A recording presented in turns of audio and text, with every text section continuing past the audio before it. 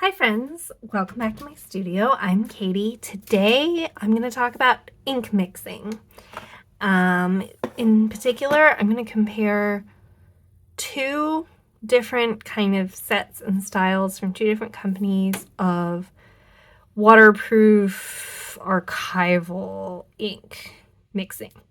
So the first are the Atramentis ones. I have a kit of these.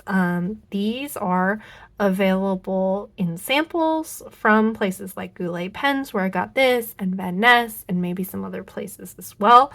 So it is a pretty inexpensive way to get into ink mixing. The other ones I'm going to be comparing are the Birmingham pen company Atomink ones. They currently have two sets of ink mixing things. I only have the everlasting ones so far, although I'm thinking about getting the other one as well. And they do not come in this packaging. I bought samples of these, 10 ml samples of these from someone who had bought.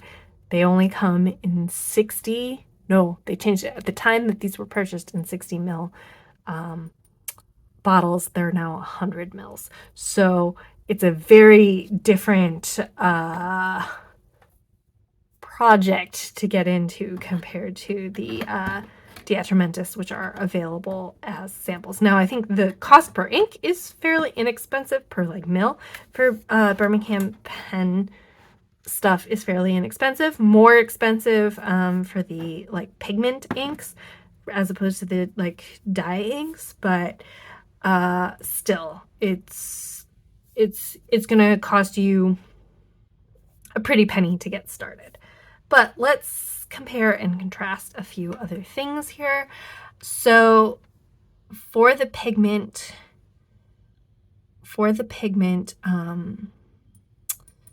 inks from Birmingham, well, it's also worth noting that they only ship, I believe, to the United States. So that is worth mentioning as well. They only have, for the pigment inks, these four, your classic CMYK. And then this is the principle by which like your printer works or whatever, and you can make ostensibly all of the colors from CMYK, cyan, magenta, yellow, black. The Atramentis colors document inks come in a variety of colors. I don't know how many off the top of my head, but quite a few. I bought CMYK, which some of them have slightly different names. Some of these are mixes. I should get these out of the way. They're going to confuse me. The cyan is called cyan. Great. Yellow is called yellow. Magenta is called fuchsia. Yeah. Fuchsia. Black is black. But then they also have some other colors, like even before we get to like convenience mixes. I bought the red and the blue, just because I thought it was convenient to have both red and magenta as starting in watercolor. In watercolor, it's nice to have like a warm red and a cool red. It's just easier to make mixes that way. I also bought brown just as a convenience mixture. I wish I had bought green. They do offer things like green and orange, and then some convenience colors like gray and grayish blue and whatever that like people just might be using straight, not using as mixing. These are explicitly mixable though. Sometimes you hear the advice that like mixing inks is kind of questionable, and while I do it, these are explicitly mixable. They also sell some mixing components like dilution liquid and white. So I like the ones I bought. I ran out of yellow really fast because a lot of what I was making were greens. So I wish I'd bought a green that I would then alter with the other things, shift back and forth. I have since bought well, the person I got the other samples from also had the Diamantis yellow, so I have that now as well. Just to keep going, when I next buy samples from somewhere that sells it, I will get some green and maybe like a raw sienna or whatever other colors I might find useful. Anyway, hand waving.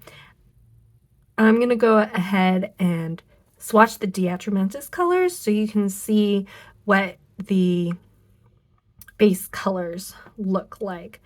And I guess I will just kind of do rainbow order here. I'm just gonna use my, so here's the fuchsia. I'm just gonna write DA fuchsia, which is a word I cannot spell and spelled wrong, and we're just going to move on and we're not going to worry about it. So that's the fuchsia. It's very bright, very pigmented. Now, a thing to know about the Atramentis ones, and maybe this is true of the, I haven't actually used the Birmingham ink ones yet. So all of my experience so far is with the Atramentis ones, but we can talk about some of the Birmingham ones together too. The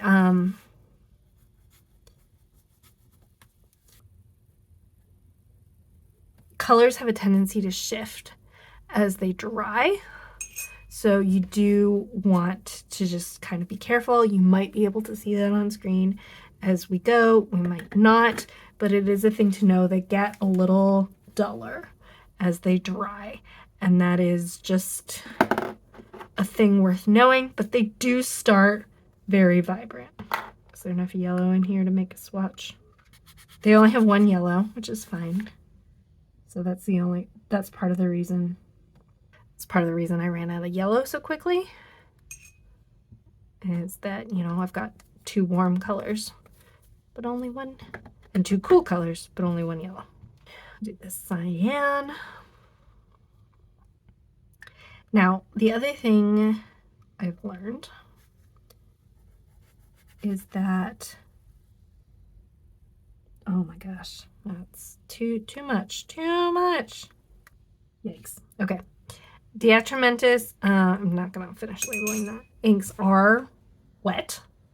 In general, Birmingham inks are on the wet side as well. But the Atramentis ones are noticeably wet, and you can really, I mean, I put too much on here, but you can also really see that. I don't usually have a problem with feathering or anything when it's inked up in a pen, but they are on the wet side, and that is worth knowing. That was the blue. No, that was the cyan. That was the cyan.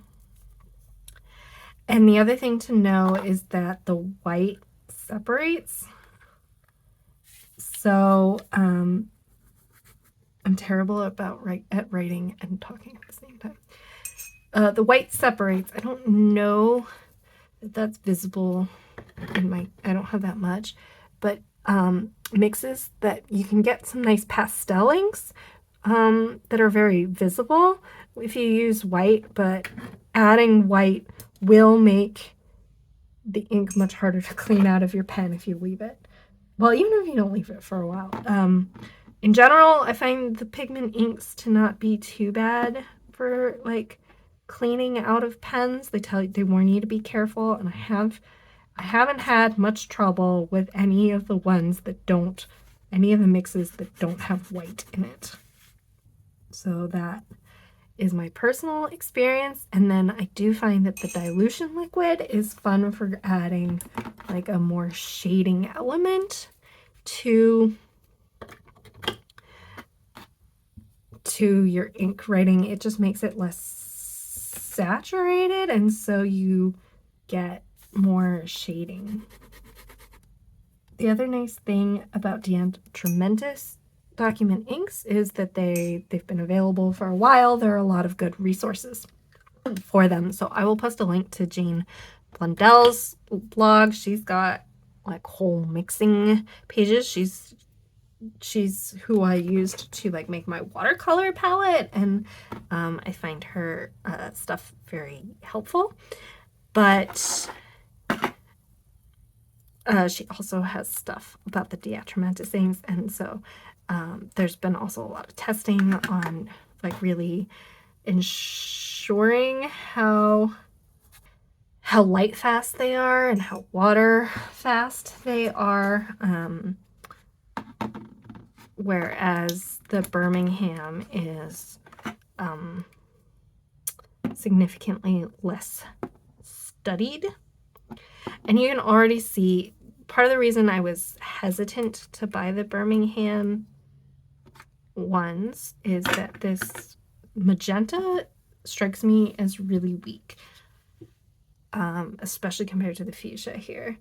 I was happy to buy it from someone as a sample. This one is called Naples.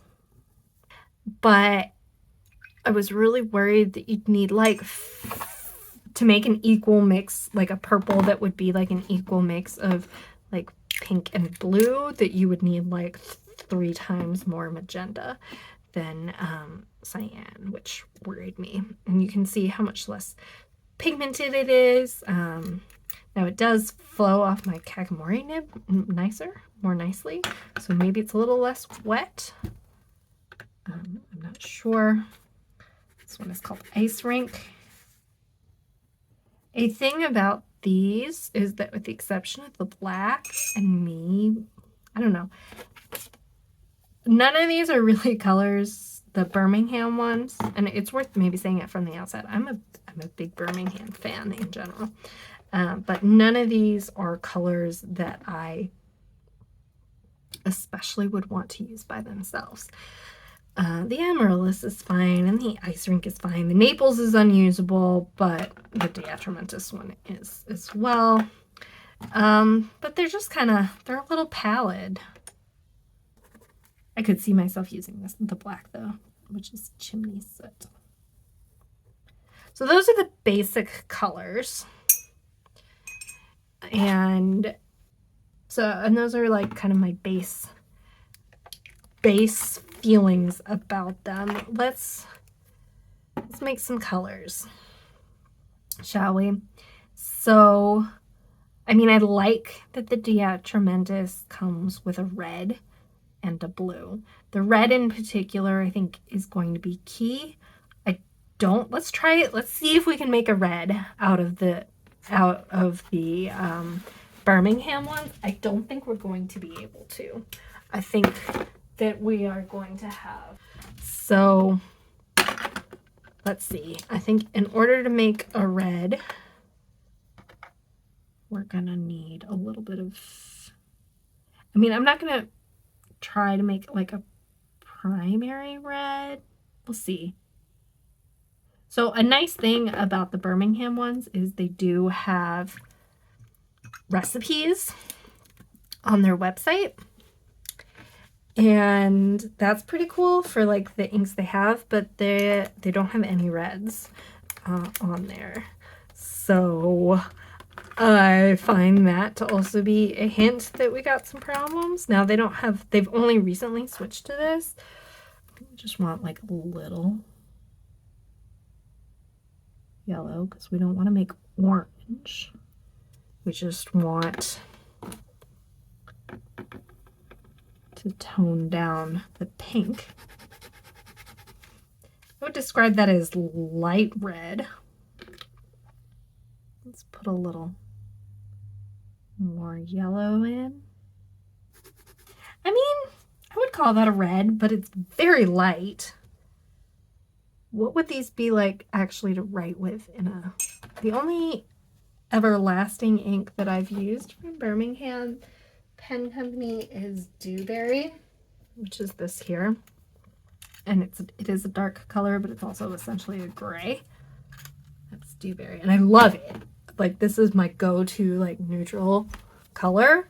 I love like a good purple gray, but I don't know what this would actually be like to write with. So I'm gonna pull out my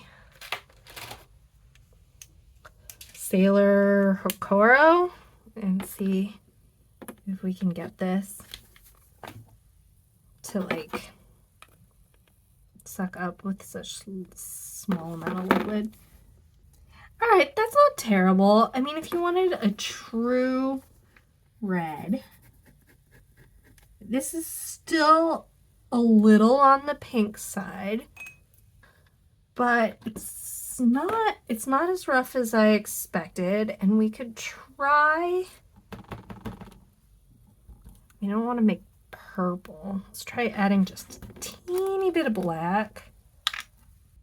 It's worth noting that when I make custom ink mixes, I end up like constantly pushing things too far in one direction and then moving them back, and like, which is, yeah, because that's, I think, going to be too much black. Oh, it's pretty color. If you wanted like a dark red, they just lack vibrancy.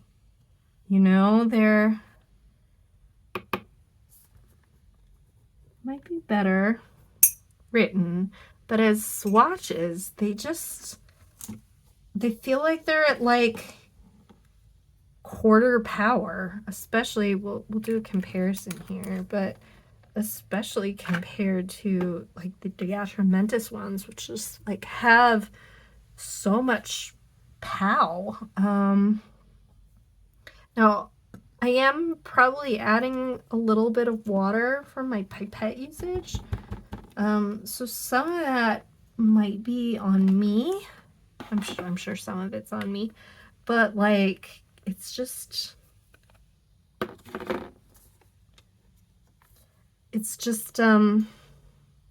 notable. Let's do the same thing, mixing fuchsia and yellow to make a red. I realize there is a red in Atramentis, but let's just do this as a comparison. All right, we'll add just a smidge of yellow.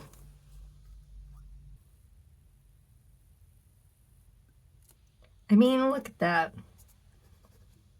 That is night and day different. It's just, I mean, it's still a little pink, I will grant you, although it's a lot less pink than the fuchsia. So we've, you know, headed well in the right direction.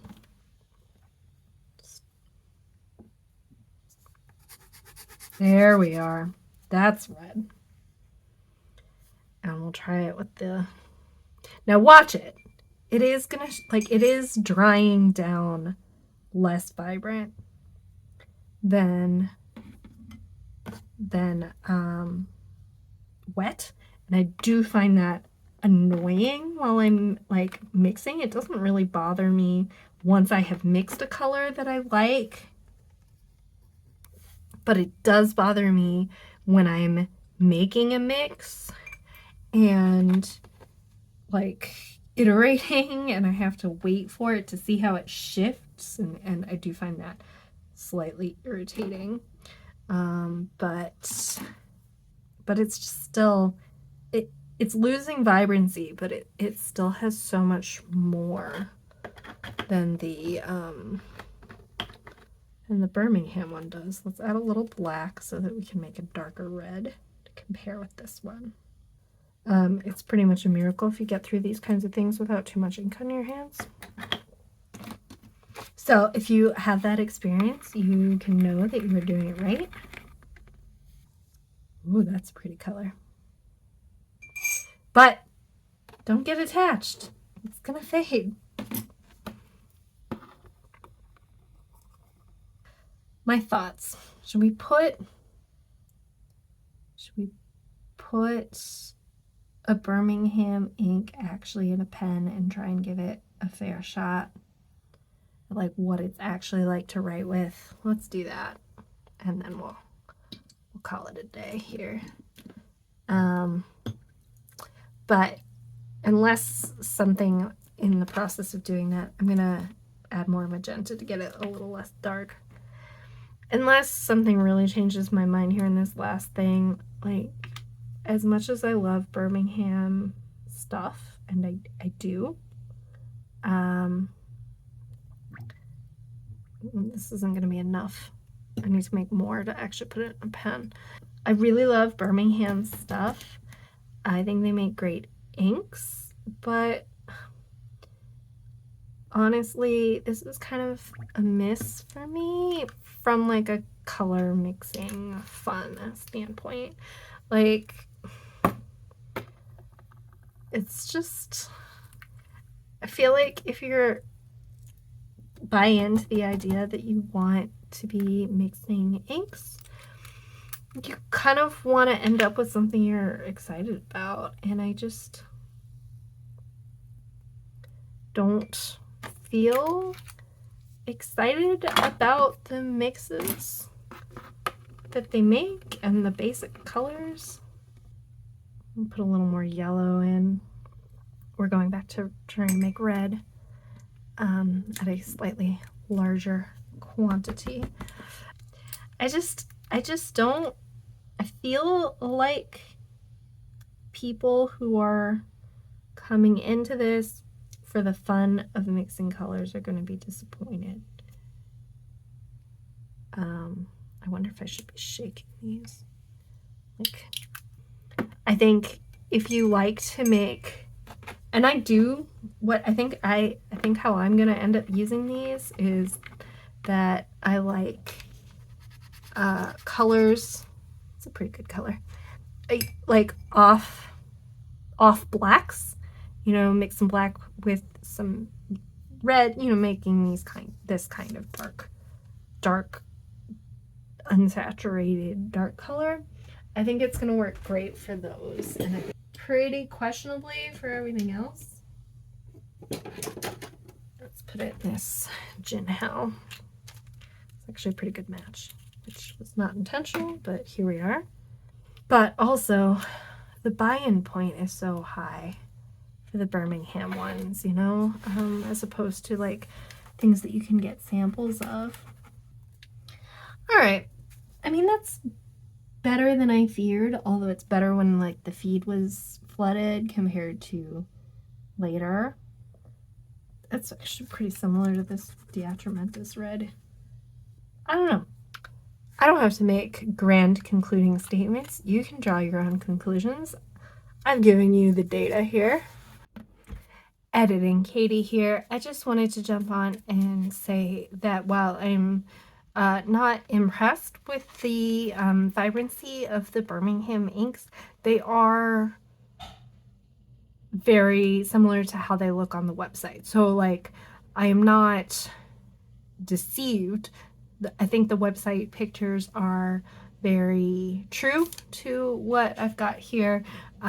So it's not necessarily bad marketing or anything like that. It's just not really what I'm looking for. So I wanted to jump in and say that like the website well represents what's going on here. Oh, one other thing. Let's just do a quick test on the waterproofness. So on the Birmingham,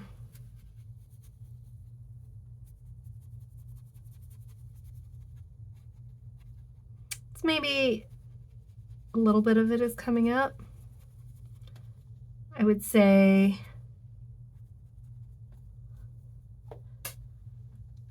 fine for fear of just a water droplet would be totally fine, but I don't know that I'd watercolor over it. At least not on this paper.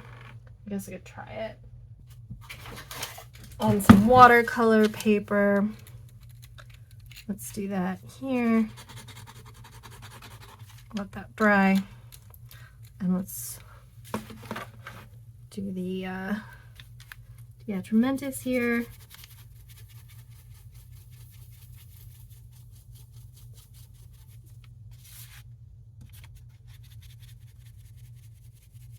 Yeah, it's coming up a little on this paper too. Lots of people use this in watercolor and don't have a problem. So let's do it on watercolor paper instead of the super slick Tomoe River. Let that dry. Go back to the Birmingham.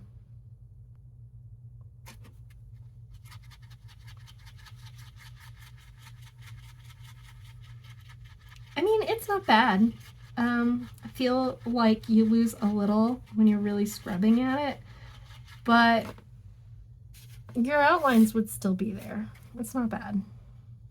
So I think that's more about the paper than, I think both would be fine for, you know, a little bit of water accidentally, but for intentional water use, I don't think the Tomoe River paper is the right thing.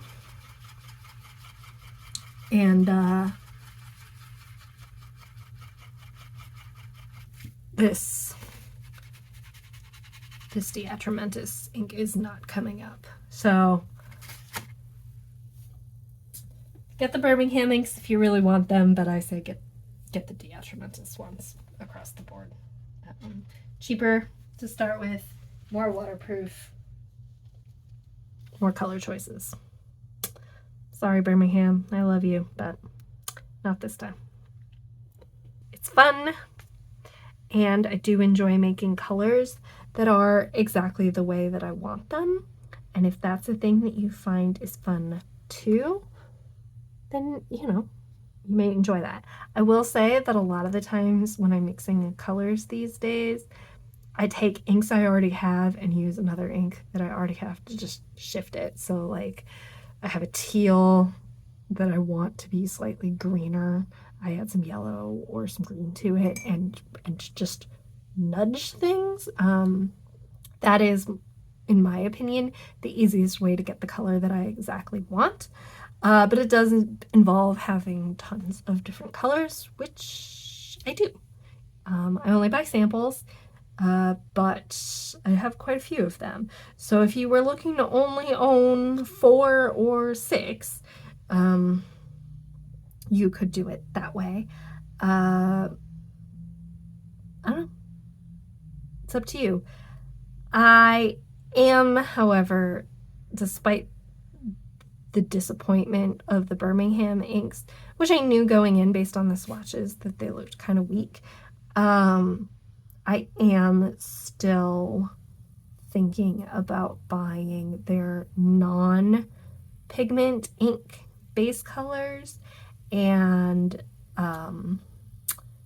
using those for mixing. So they recently announced that they have, I think there's 11 base colors, and then they're slowly adding recipes for all their other non-pigment colored ink recipes. So it's a bigger outlay. Each bottle is like about $19. Some of them are more expensive, although not ones that I'm particularly interested in, the sheening inks. And they are being sold in 100 ml bottles, which is so big. I have a non-ink bottle policy, and I mean, to blow it and get 900 mils at a time is like a huge thing. So I'm thinking I will see if anyone wants to split them with me. If that's a thing that interests you, hit me up on Instagram or leave a comment and we can talk, because I'd love to split them 2 or 3 or 4 ways. But the colors look really pretty, and I think they're less limited. You know, dye is less limiting than pigment. So that is my ink mixing video. I hope you found it helpful. If you did, please hit the like button. If you want to see more from me, you can hit the subscribe button, and chat below with me if you like mixing inks, if you're interested in mixing inks. Does waterproofness matter to you? I'd be curious to hear like what the community interest in this kind of product is. And I will talk to you later. Bye, friends.